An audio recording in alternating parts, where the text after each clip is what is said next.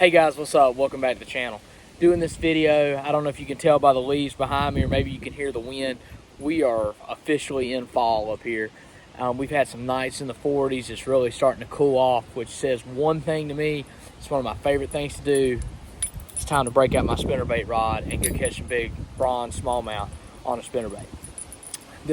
Everything I'm fixing to tell you will work on spotted bass. It'll also work on largemouth. It is the number one technique, in my opinion, to catch fish in the fall outside of top water. Top water is by far my favorite way to do it, but this right here will definitely, as the day progresses, if they back off that top water bite, this is what I'm going to be throwing first and foremost, is spinnerbait. Where are you going to go look for these fish on a spinnerbait? I'm going to start looking in the backs of pockets, maybe halfway down the back of the pocket, figure out where they are. They should be trying to push bait back up in there. You're going to want to throw this next to rocks, logs, anything that's sticking out in the water that gives those bass a chance to hide, and you're going to want to hit the cover with this. Make it look like that injured bait fish. Snap that rod, make those blades clink together, get that reaction strike. This is a reaction strike. They are there to feed on the shad. This looks like a shad. Make it look like an injured one. It's going to hit it. I like to stick with, this time of year, my more natural colors. This is this has got some white, it's got some chartreuse, got a little bit of blue, but overall it's natural. This one really imitates a shad well. It's just gray, your standard whites. Another thing to keep in mind is a hammered blade works very well in the fall. I've had a lot of success with that. Shad style trailers, I use a cane thumper a lot. That's when I've dyed the tail in chartreuse. Kamikaze swim on works really good. I usually keep a couple of those on the deck. Sometimes I'll have 2 or 3 of these spinnerbaits and just see which one's getting the most bites. Sometimes I change the blade colors, gold and silver, change the blade style, just key in on what those fish are wanting and how to get that reaction strike. Now with this, the rod that I use for this is a 7-foot medium heavy power rod. It's got a lot of tip on it. I'll show you that tip.